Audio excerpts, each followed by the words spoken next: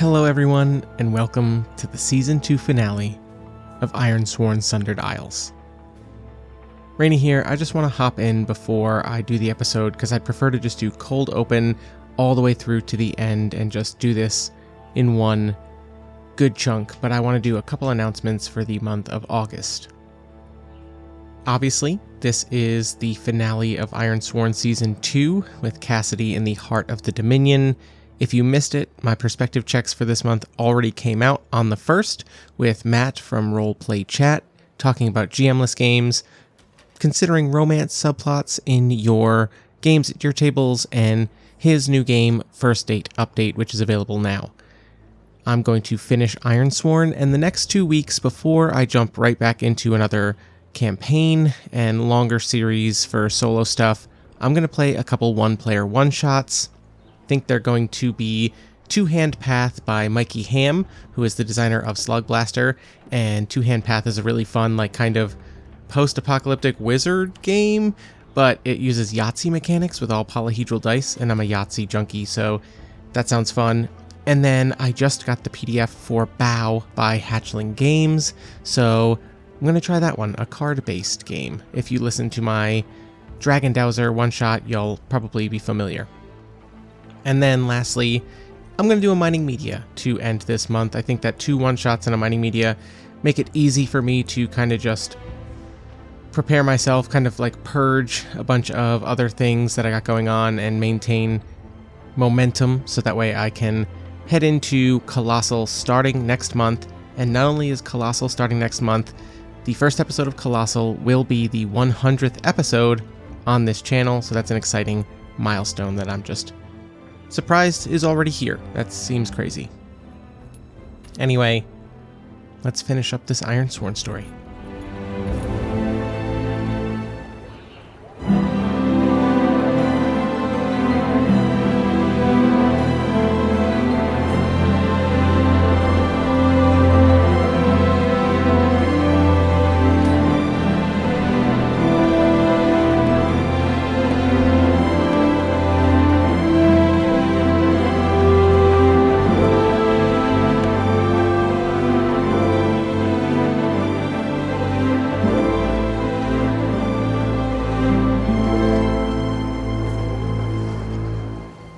The camera slowly zooms in through the ruined gate and outer wall of the city that once dominated the Razor Isle.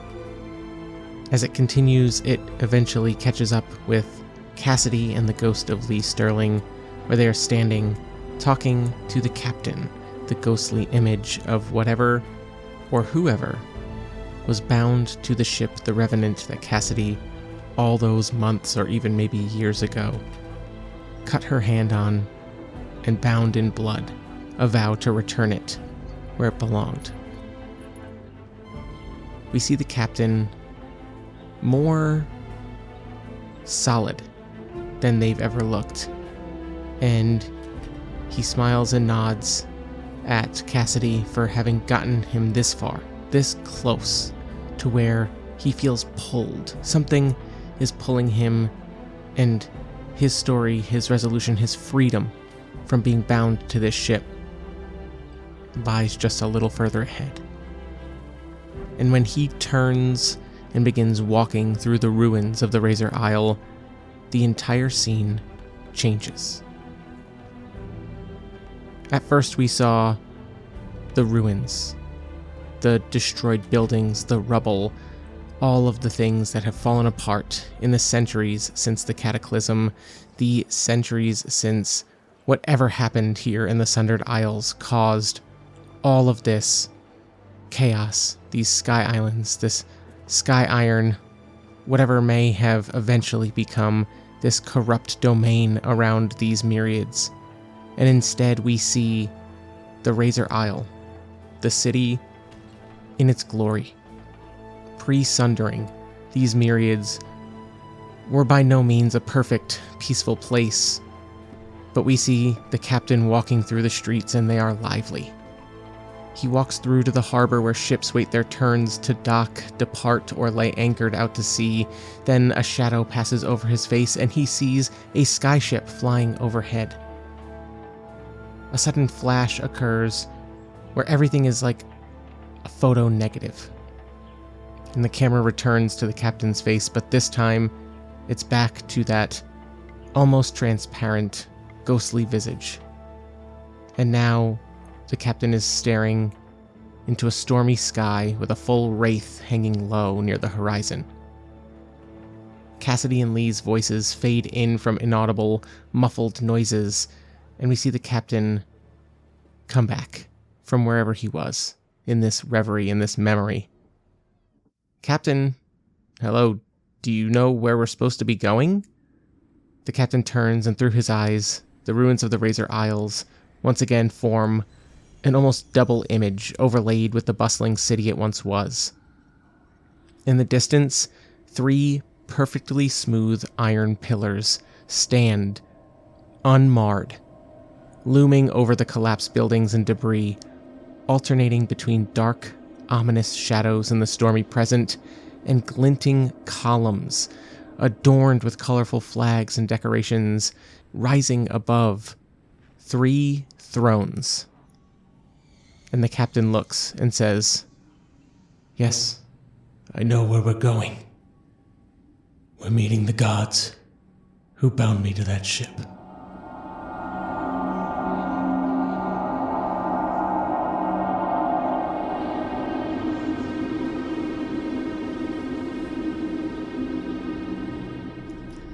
Okay. I think that before we start the session proper, I want to go over a couple of things. Bookkeeping for the last time. First, update on vows. The current progress on Leigh Sterling, aka our background vow to discover the identity of Will Solace and free Leigh Sterling, is at 6. And I was thinking about it, that even though we did it off-screen with Azriel and Senator Minos, we now know the 3 members of the Cabal who were operating under the collective alias of Will Solace, but that didn't free Leigh Sterling. And again, we're playing fast and loose with who knows what here, but I think that that's less because it wasn't just about the identities, it was about stopping them. And sure, there was a cave-in, and maybe they are being stopped, but why is Leigh Sterling's ghost still here? We will find out in this episode. And then our current progress on Undertake an Expedition is at 2, which is formidable. And we also have a bond track with the Revenant, which I think I'm going to try and maybe bring into that, which is only at 3. So next, for the purposes of this episode, I'm debating making the cursed die result in a cursed result on any odd roll. Just really upping the stakes here on this cursed isle in the center of these myriads. And if we do, I may even lean towards more captain flashbacks. Not sure yet, we will see. Alright, and with that, I think we are going to continue our expedition into the center of this cursed isle at the center of the heart of the Dominion. But first, I want to roll on an oracle. Just to kind of set the scene, we have just taken out a few living undead, if you will, like not ghosts outside of their corporeal bodies, but more like soulless husks that have been either reanimated or never really found the respite that their corporeal bodies deserved when the city fell, or maybe it's some other thing, we don't know yet. We're going to roll on the ruin first look here. We're going to roll twice just to get an idea of what. That is a 99, and it's cursed. And like natural curse, that's a 10. So 99 with a 10 on the cursed die says, cursed weather. Great. Awesome. Let's see what that's going to be. Cursed weather in the city as we are getting closer. Maybe it's the proximity of the captain. Maybe it is the return of these 3. Who knows? What could it be? Well, 82, which is actually the Seeking Spouts that we had for outside, so we're going to reroll that one. And we'll get 85. Still Seeking Spouts, that's too funny. 51. Icefall, an uncanny cold that leaves surfaces enveloped in thick ice. That is very strange. We said that this section of the Sundered Isles, these myriads, are kind of Mediterranean, classic ancient Greek vibes. So a cold that leaves surfaces enveloped in a thick ice. That's very strange. So as we're moving more towards the center, maybe it's not that exaggerated just yet, but it's getting colder and colder as we approach what is presumably the center of this once great city, with those 3 massive looming iron columns, that just these pillars that stand in the center of the city. And then we'll roll our other ruined first look. That is not cursed. That is an even, just a 2. But a 93 says surrounded by rugged or dense terrain. I'm going to shift that one up, which just says surrounded by destruction, because that feels more accurate. Okay. Yikes. Well, let's continue our formidable expedition across the cursed Razor Isle. We are going to do this, I think, now that we are into the city proper, we have been attacked. We are going to roll to stay vigilant, rolling plus wits. Oh no. Is this how the finale is going to go? That is a 2 plus 2 on the die for a 4 versus an 8 and a 9 on the challenge dice for a miss. I only have 5 momentum, so I can't make anything happen here. On a miss, you are waylaid by a crisis or arrive at a waypoint to confront an immediate hardship or threat. Do not mark progress and pay the price. So let's roll pay the price and see what we get there. Maybe it gives us an idea. 47. A new enemy is revealed. I don't have time for new enemies right now. Oh, man. I think the only thing we can do here is we're going to have to roll on the Starforged Oracles to create an abomination. We are going to roll, let's see. We're just going to do a bunch of rolls fast. Ready? Go. Scale. 51. It is medium. It is a person-sized thing. Okay. We're going to roll its basic form. We're going to call this land or liquid. We have a 47, which says it is interesting. This says that we're going to go with land and make it insectoid or exoskeletal. Exoskeletal, you say. Is this an abomination of bodies that have decayed beyond and now some kind of force here on this central Razor Island, this cursed domain of what is now the Kyrody Dominion? Are these bones? Oh, are we just going to fight like a giant bone horde abomination? Oh, that feels bad, but I think so. Let's go ahead and roll on creature first look and see if we get anything interesting. 71. Mineral or metallic? Mineral? We could swing mineral and bones. Maybe it's like ossified and... oh, yeah. Okay. Yep, this is ancient bones all coming together. We're getting like a skeletal abomination here. Okay. Well, that's that. It is roughly human-sized, and it is just an amalgamation of lots and lots and lots of bones. This is a cursed isle. This is an island of death, and now we are going to have to enter the fray. Shoot. Well, we were staying vigilant, so we have that going for us, and I think that it does not surprise us when, as we approach and things are getting colder and colder, that we hear not only the chittering of our own teeth and the shaking of Cassidy. I guess the 2 ghosts, probably not really all that affected, but Cassidy is feeling the cold, and then rising, the clattering of bones, rising from this cold, cold ground as we reach the center, as we make our way closer. We're not far into this expedition, but that doesn't mean, progress-wise, that we're not almost there. We might have to roll for it. All right, we're going to enter the fray, and we are going to be doing what Cassidy does best, which is sizing up the situation, rolling plus wits. That is more like it. That is a 7 against a 5 and a 3 for a strong hit. On a strong hit, we get 2 momentum and begin the combat in control. So we are up to 7 momentum and have control as Cassidy. Let's go ahead and figure out what rank we think this one might be. Dangerous feels low for something like this, but at the same time, formidable feels high.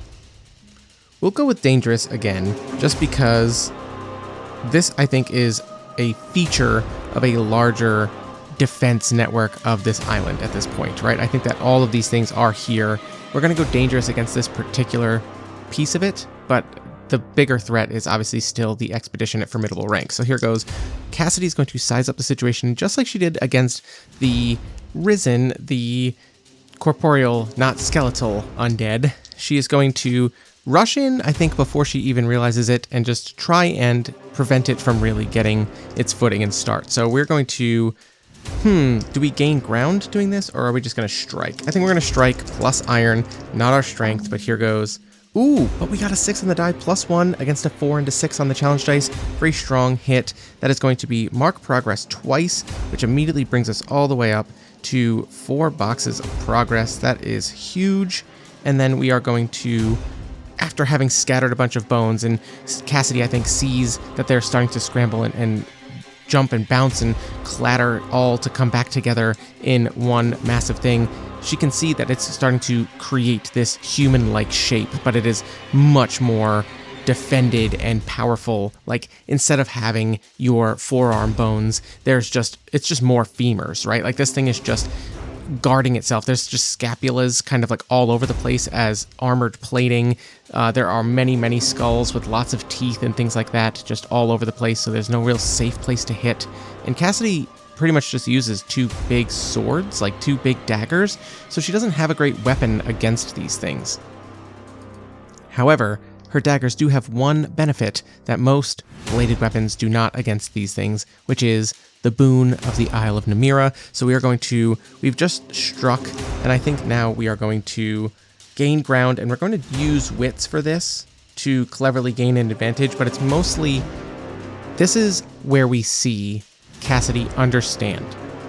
And she not only turns on whatever the magic, the power, the inlaid gift of the altar and freeing souls that was given to her from these, but I think that she doesn't look at it like, sure, this is nice because I have to do this thing for yet another soul or undead person.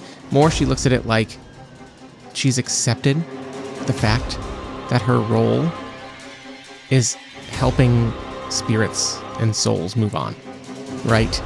At this point, it's not just Leigh, it's not just the captain, it's not just the souls from the altars on the islands. Cassidy has a strange resonance with spirits before and after they go. And I think that she looks at this skeleton and holds the dirks up as they flare to life with whatever ghostly green kind of spirit energy they have, rolling plus wits. Oh no! Well, okay. I maybe narrated a little too much before I rolled the dice there. That's a lesson for all of you solo players. That was a 3 plus 2 versus 5. So you can't even do math right now, I'm thinking. Against an 8 and a 9. So that is another miss. On gain ground on a miss, your foe gains the upper hand. The fight moves to a new location, or you encounter a new peril. I think instead what she doesn't realize is that there's more bones behind her. She's surrounded by bones, and as she starts to do this, a couple of them trip her and take her out at the ankles, and then they are kind of like clattering all around her. It's not just this thing amassing bones for itself. It is amassing bones to pin her down. Oh, that's terrifying. Okay, we are now in a bad spot, and we are going to react under fire with edge, just to get out as fast as possible. Don't get trapped. Here goes. Oh, wow, lucky. 2 plus 2 for a 4 against a 1 and a 2 on the challenge dice for a strong hit. On a strong hit, we are in control and gain 1 momentum as we get out of this bone burial that is attempting to happen to Cassidy right here. And now I think she's done messing around. She is going to strike with these spirit booned dirks. Oh my goodness, a 6 plus 1 for iron, but regardless, that is against 2 3s on the challenge dice. Very strong hit with a match. That's going to bring us all the way up to 8 boxes of progress, and I'm going to do something silly because we got a strong hit with a match. I'm going to roll to resolve this, to take decisive action against 8 progress, and we're going to see, depending on this, that match is going to matter. That is a 4 and a 6. We get a strong hit. We are in control when this happens, so we prevail. We get +1 momentum up to 9, and we're going to think about what this strong hit with a match might mean for what kind of information this gives Cassidy. Actually, I don't think it is Cassidy. I'm going to roll our cursed die, and if this comes up odd, yes, it did. That is a 5. This isn't Cassidy getting information from this combat, as all of these bones begin rattling and amassing and being pulled toward this center until such time as Cassidy, with these spirit bane or spirit booned, however we want to talk about it, daggers, kind of just starts shredding it. And maybe it is something that in the details we see Cassidy is slashing at what is just bones being held together by some kind of strange magnetic or metallic or mineral, like the Oracle said, some kind of strange magic.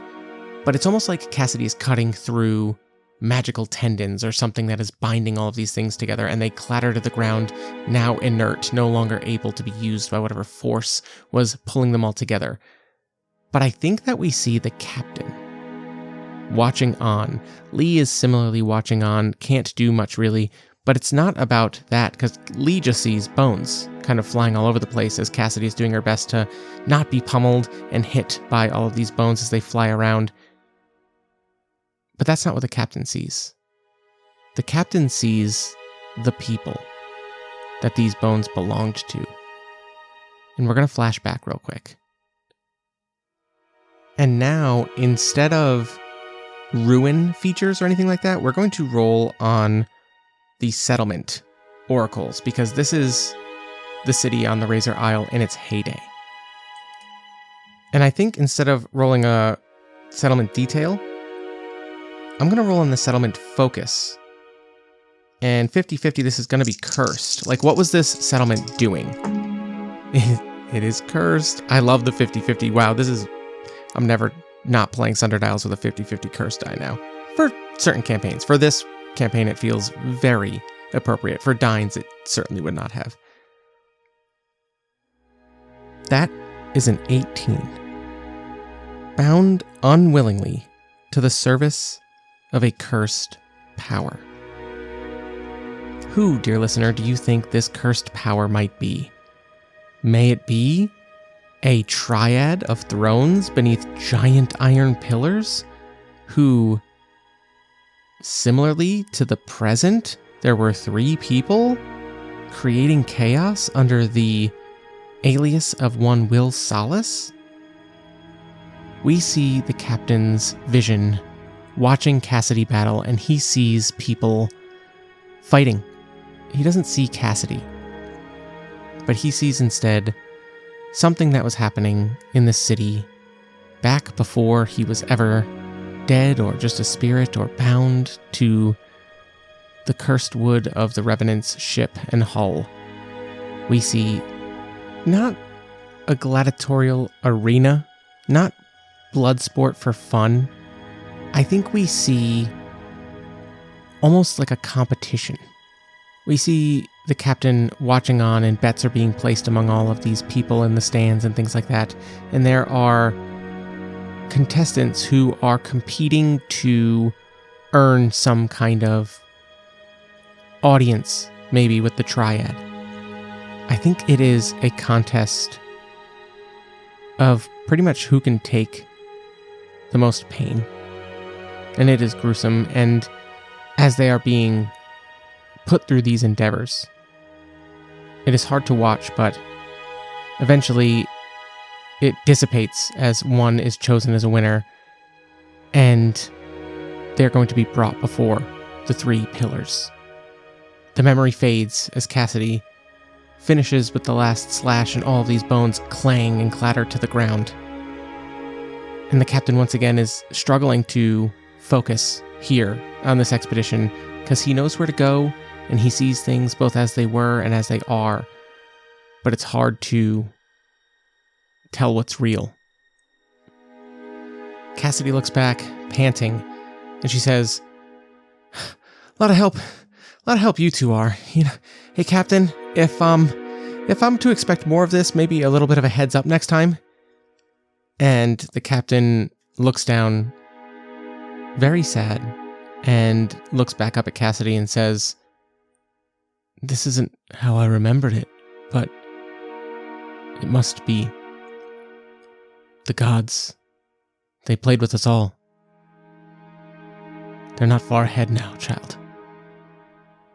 Come. And the captain begins walking back off. I think this time we are going to take the next leg of our expedition.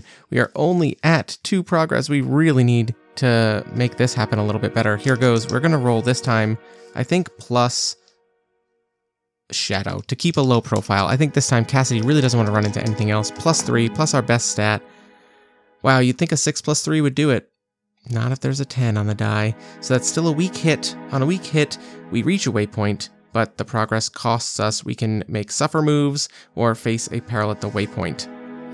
I'm going to take suffer moves that I think reflect Cassidy's progress so far, and I think that we're just going to take 1 to our health and 1 to our supply, because Cassidy came on here with a canteen and maybe a few simple little bits of like food for this expedition, but didn't expect to be exerting herself this much, and she's running low.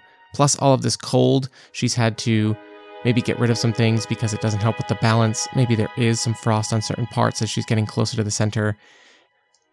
All right, so we make progress up to 3, and we do reach a waypoint where I think we're just going to explore the waypoint, and we're only at 3 progress, but let's see what happens here at this waypoint. We are going to roll plus wits.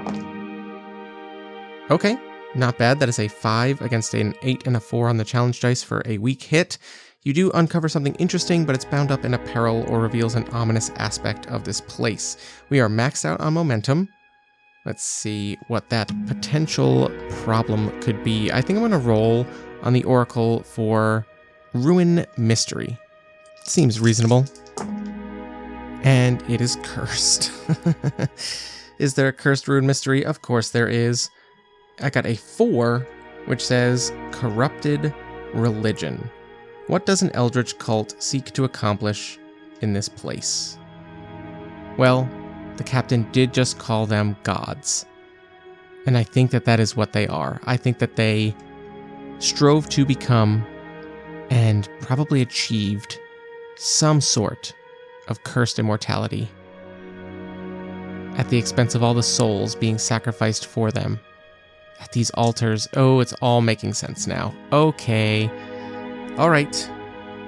But there is a peril, or it says an ominous aspect of this place. I think that seems like a pretty ominous aspect, that this place is ruled by 3 effectively immortal spirits. That seems appropriately ominous. All right, let's roll on Undertake an Expedition one more time. We're keeping a low profile. Oh my goodness, that is a 2 + 3 for a 5 against 2 5s on the challenge dice. I really don't want to burn my momentum here. I wish I used the Haunted asset for +1, but I'm going to burn my momentum to make that a 10 against 2 5s on the challenge dice for a strong hit with a match on Undertake an Expedition, which I'm going to give us double progress. I'm going to kind of do the thing that would have happened on a waypoint, but we're going to wrap it all up into this because I want to arrive and make some crazy things happen. Pro tip, solo players, the pace of your campaign is whatever you want it to be. So I can either make a discovery or confront chaos right now. And I'm just going to roll a D100, and I'm going to roll the cursed die with it. If it's even, we make a discovery. If it's odd, we must confront chaos. Here goes. It is a 10, so I guess I should have thought of that. That does mean cursed.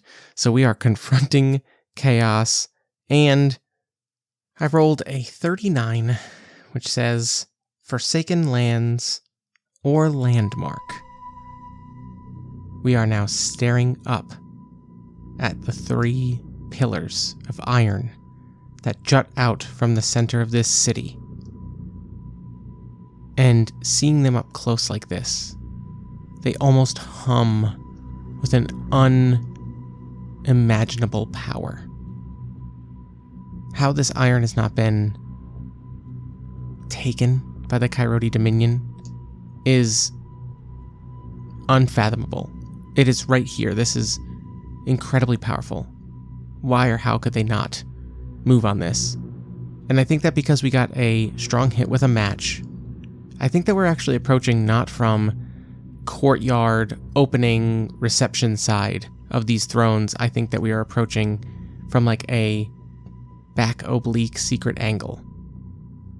We're going to roll to end this expedition against 6 progress. This is very ill-advised, but you know what? I also like the idea of this not going well. Here goes.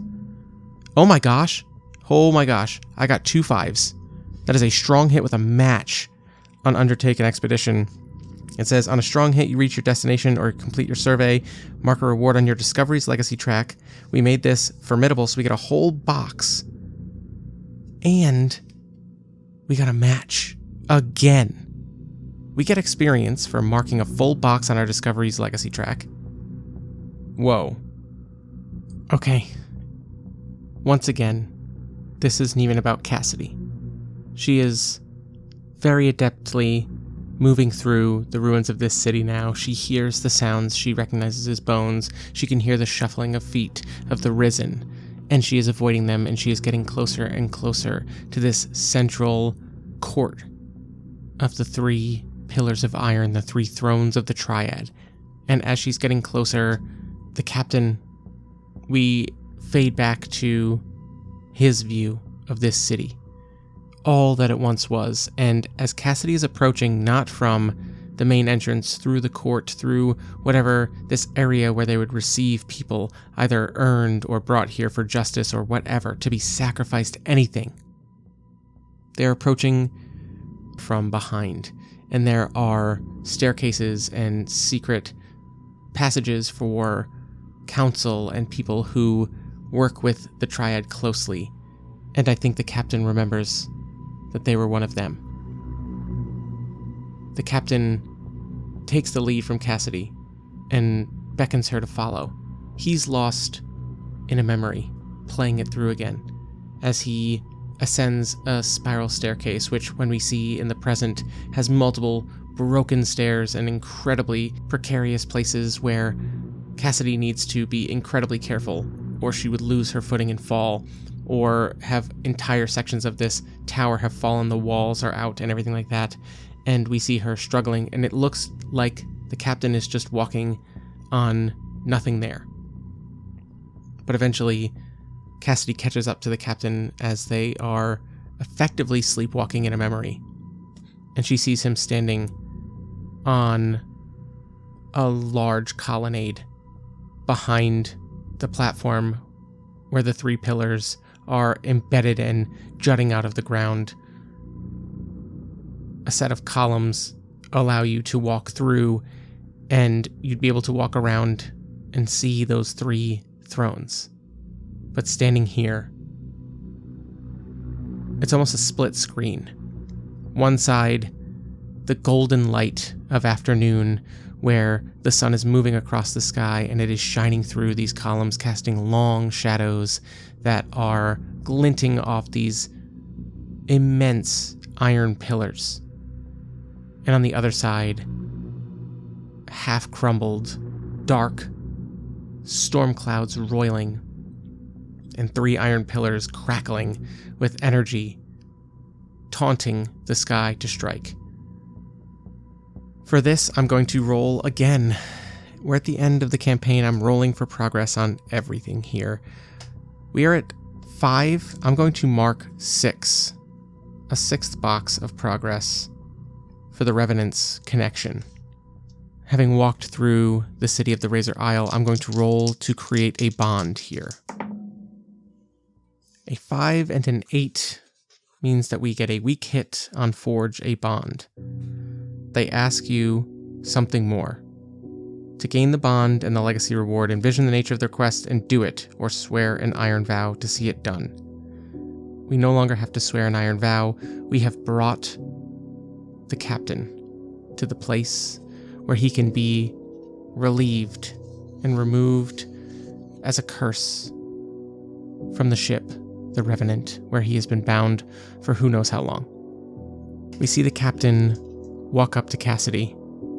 Again, perfect split screen, right? Like the dark, transparent ghost of the captain on a side where it is light in his memory in the afternoon of something awful gonna happen here, despite it looking like the most beautiful day. And then on the other side, we see Cassidy in the light of a full cinder, standing there in the dark, crumbling remains of the same place. And he looks at her and puts his hands on her shoulders. She can't feel it, but she understands. And the captain says, "I remember now. This is where I sealed my own fate. I was an ambitious sailor.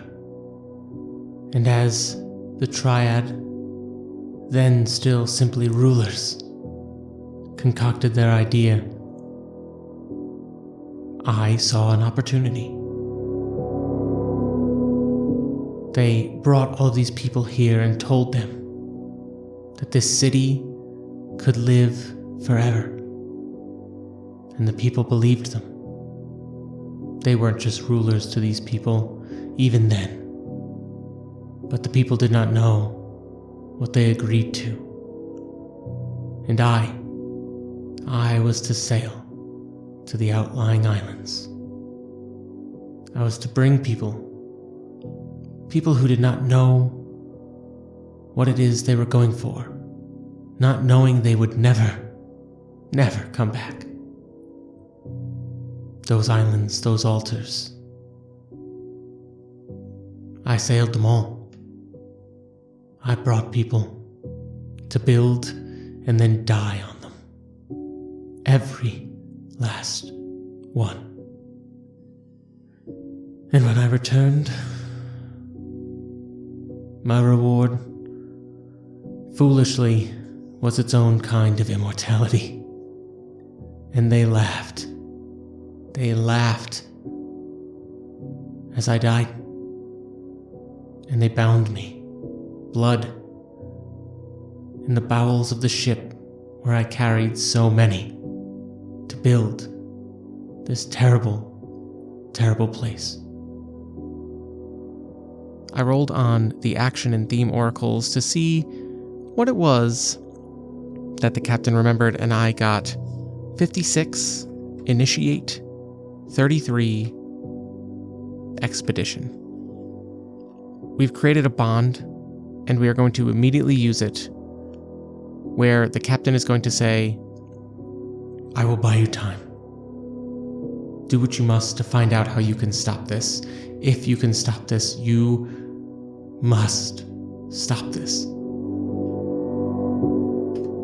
And while the captain waits to walk out before these thrones and see what is there now, for the first time in a few episodes, surprisingly, Leigh Sterling is standing before Cassidy. She looks up at him, and she's more determined right now than she has been in a long time, but just his eye contact and presence here breaks her for a moment, brings her walls down, and she looks up at him, and he says, Hey, Cass. I know I haven't been much help here, but I'm gonna do everything I can. All this for one name, huh? One name we wish we'd never seen. Whatever happens, I wouldn't want to do this with anyone else, kid. Cassidy doesn't say a word, bites her lip, nods, looks down at her feet, looks up at Leigh Sterling. And we're going to move. I'm going to say there was a little bit of planning that happened off screen, and we'll see how it plays out in the fiction in a second. And is anybody surprised at the thing I'm going to say next, which is going to be, let's resolve this last scene with a scene challenge. We are going to name our objective, which is going to be defeat the Triad. And our rank is going to have to be formidable because we are outmatched. We're going to activate a 4-segment clock, and we are going to start by facing danger or securing an advantage. We are securing an advantage to start, and that is going to be in the form of Leigh Sterling has gone around in these areas a little bit on his own, and he is trying to find as many wayward souls as he can, and he is going to rile them up. Let's go ahead and see if he is at all successful in finding a bunch of spirits on this island, or maybe, honestly, they have been consumed by this triad already. We're going to find out. We're doing this with heart, and because we are going to be doing this with Leigh Sterling, let's go ahead and say we're using our haunted asset to give us insight, so we're getting +1 with our heart, so +2 total. Okay, good thing we used that. That is a 2 +1 +1, so a 4 versus a 5 and a 2 on the challenge dice for a weak hit. Okay, so on a weak hit for secure an advantage, it says choose one, either get +2 momentum or +1 on our next move. I think that this definitely represents momentum. I think that Leigh Sterling manages to find a bunch of ghosts and unruly spirits that are going to flood this courtyard in the presence of the triad, assuming they're there. It seemed like the captain, we're going to go ahead and say that the captain told Cassidy he felt their presence there. He did say earlier, we're going to meet the gods that bound me, so Leigh Sterling has brought a mob to the court of the triad, and that is a decent start. And now with that, we are going to roll with Cassidy facing danger with Shadow, as we are going to be sneaking around while the rest of this happens. Oh no, that is a 1 +3 for a 4 versus 2 9s on the challenge dice. On a miss with a match, you fill 2 segments and pay the price. That is very bad. We are already halfway done. Oh no. Paying the price, here goes. That is a 39, which says the environment or terrain introduces a new hazard. Okay. Let's roll on descriptor focus to see what this new hazard is. That is a 36. Exposed. Oh, well, Cassidy is going to be. And 52. Mist. Exposed mist. Oh my goodness. Okay. So Leigh Sterling brings a bunch of unruly spirits that he's managed to rile up. For good or for ill, you know, it's mostly just chaos and buying Cassidy a little bit of time and distraction. And as she is trying to sneak her way in, she walks in here and she is the only living thing probably in this city. And as she arrives, that cold, as she's been approaching the center, she can see her breath mist before her. And as she does so, one exhale, it doesn't ever dissipate, and all of a sudden, a mist begins to form. A chilling, freezing cold mist surrounds Cassidy. She tries to hold her breath, but it's too late, as this mist is going to envelop her. Not that you can hear a bunch of ghosts' attention drawn to you, but I think that this is where we hear one of the voices of the triad. We have a visitor. A new soul seeks its fortune. Perhaps a gift here in our city. And I think this is where the captain is going to attempt to insert himself and distract the triad. This is going to be, I think it's actually facing danger with heart. So we're just going to roll +1 because the captain is not much better than Cassidy at this. Oh no. That is a 1 +1 for a 2 versus a 5 and a 6 on the challenge dice for a miss. We fill a clock segment and pay the price again. We are at 3 clock segments and we have not filled a single segment of this clock or this progress track yet in this scene challenge. This is horrendously bad. Oh my goodness. Paying the price, we get a 7, which simply says you encounter signs of a looming threat. The captain stands before the triad and says, "Aye, there is a visitor among you." And it does not distract the triad from the fact that Cassidy is here and sneaking in, but I think that his attempt to steal the spotlight or distract does not go well. Because I think, let me just roll, I'm not even going to say anything to you, the audience, I'm going to roll on an oracle here. 49, that's a yes by 1. Okay. The triad look at who we've called the captain this entire series. And one of the voices booms out and says, "The return of our great captain, our admiral of our fleet, one of our most trusted members of this great city, brought us to where we are today. To what do we owe the pleasure of your return, Captain Solace?"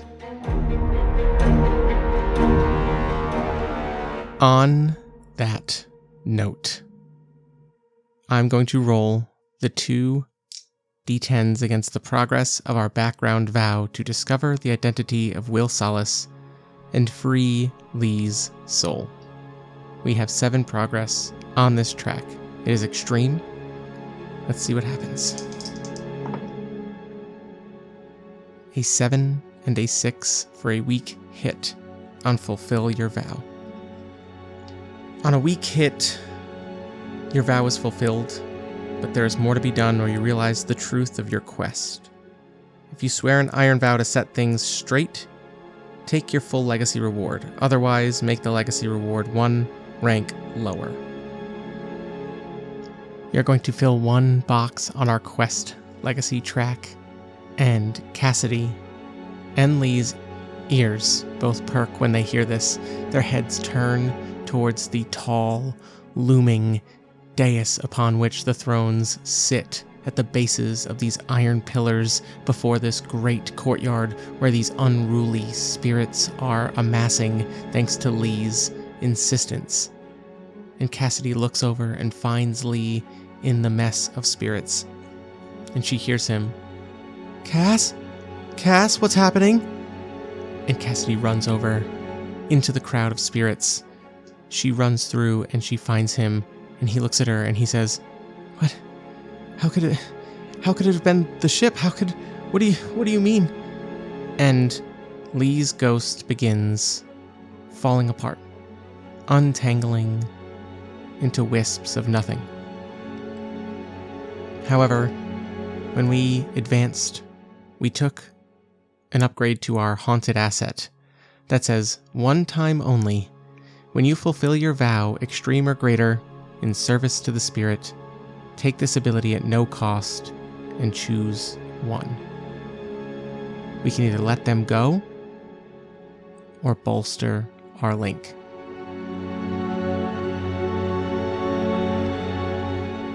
As much as Cassidy doesn't want Leigh to go right now, she does want Leigh to find peace. And so she looks at him and says, "You did it. You did everything you could. I got the rest." And before she can say, "I love you," Leigh's spirit is gone. We let him go. We mark 2 ticks on our Bond's legacy track for each marked ability, which is 1 box's worth. In this session alone, we have marked 3 full boxes on our legacy tracks, which is worth 6 experience.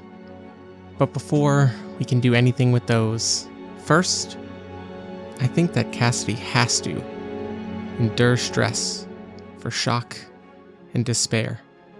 She's going to have to resist this because she has 1 spirit at the moment. So we are going to roll plus spirit or heart. They're both +1. And we get a 2 + 1 versus a 2 and a 6 for a weak hit. If you are not shaken, you may lose momentum in exchange for +1 spirit. Otherwise, press on. Our momentum is down to 0, given everything that has happened. Our spirit remains at 1, barely hanging on.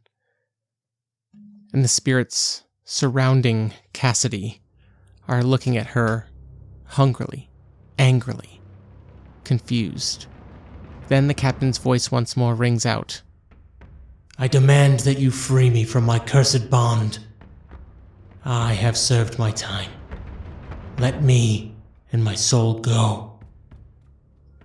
Facing danger, maybe? And I think it's going to be with aggression, rolling plus iron, +1. That is actually a 5 +1 against a 5 and a 2 for a strong hit. That is going to be mark progress. So we get our first box of progress on this track. It is not looking good, but at least we have one. And the triad look at the captain and they smile. Almost pityingly. And they say, "Is this how you returned? You brought yet another mortal to die on an island alone. Their soul to be used for us to continue what this great city stands for. The vision we have for the future." And the captain rings out, "Do you not see your future? The world broke. This island is shambles. These spirits are tormented, and you are doing nothing but leaving more devastation in your wake." I think this sounds like securing an advantage, maybe with... This doesn't sound like heart. I think that... You know what? Maybe this is shadow. We're going to let this be shadow. That is another weak hit, a 4 + 3 for a 7 versus a 9 and a 4 on the challenge dice. On a weak hit, we get to choose one. I think that we're going to take +1 to our next move. We don't have... Should we just take the momentum to 2? 2 doesn't really seem even useful. I don't think I'm going to get enough of it before we're going to have to just do stuff. So +1 to our next move, and that is going to be Cassidy, who we see her walking through these spirits, and they are splitting. They are dividing and making a straight path for her straight up to before these 3 thrones of the triad. Cassidy's eyes are puffy and red from the tears that are streaming down her face, and her face is set. She is pissed. She is so emotional right now about everything that is happening, and she walks forward, standing before the triad and the 3 thrones. And she points one of her dirks, ablaze with this spiritual energy. And she says, "There's one thing I found out that I'm good at. It's helping spirits pass on. And normally, I really, really hate it. But I'm really gonna enjoy this one." And she throws one of her dirks right at one of these triad members. But we are going to roll plus shadow, because she's not throwing the dagger at the spirit, she's throwing it at the iron pillar. Here goes, plus edge. That is a 5 + 2 for a 7, or I'm sorry, +3 because of shadow, but that's still an 8 versus a 9 and a 6 on the challenge dice for a weak hit. A weak hit on face danger says you are successful in mark progress, but also encounter a complication or setback, envision what occurs, and fill a clock segment. So we are at 2 progress, and the scene challenge must end here as Cassidy's dirk buries itself into this iron pillar behind one of the triad. We have to roll against a progress of 2. We cannot succeed on this unless we get a 1 on one of these challenge dice. I got a 1. I got a 1. Oh my gosh, that is insane. A 1 and a 5 on the challenge dice, meaning with a progress of 2 on this scene challenge, we still manage to get a weak hit. On a weak hit, you succeed, but not without cost. You must pay the price, make it a minor cost. Oh boy. Okay, here goes. We're going to pay the price. 76. You are harmed.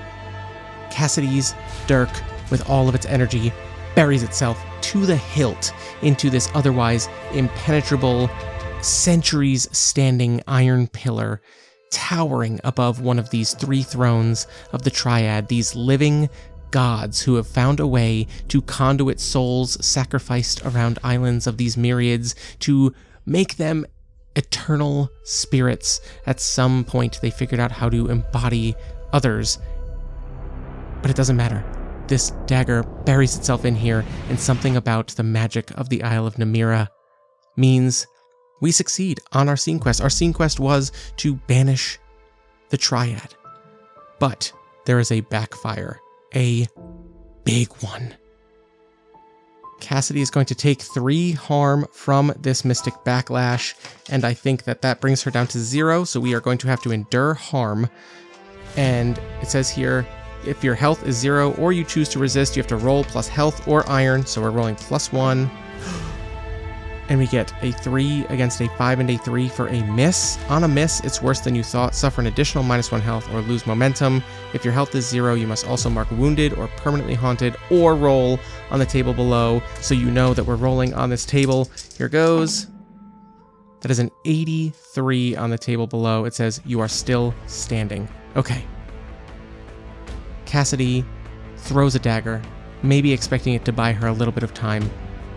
I think instead what it does is as the dagger buries itself in, splinters with that bright green of that ghostly power that was given to Cassidy from the island of Namira itself. Splinter, fragment, and run along every crack in this iron pillar, and it shatters.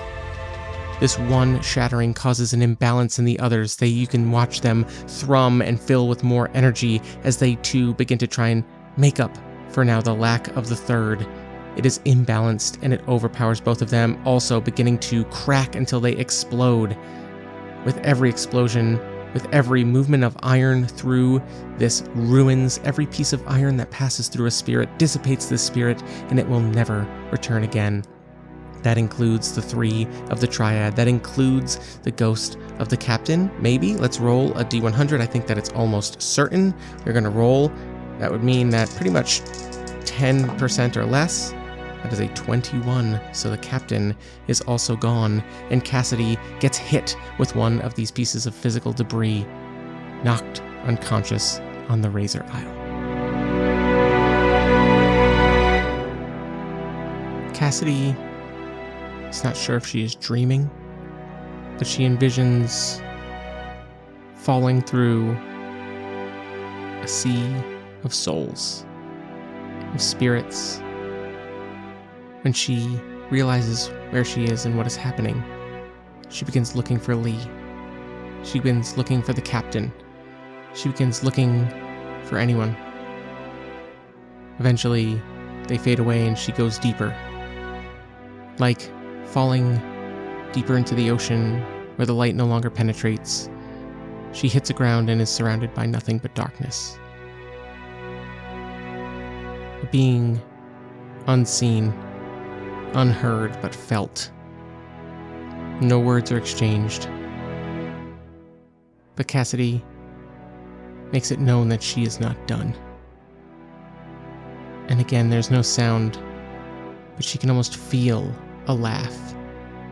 A rhythmic tap, tap, tap, like the bones of a jaw, like teeth. And her head swims, and she opens her eyes. And she is once more on the Razor Isle. The storm clouds have broken a little, but it is still a cloudy day.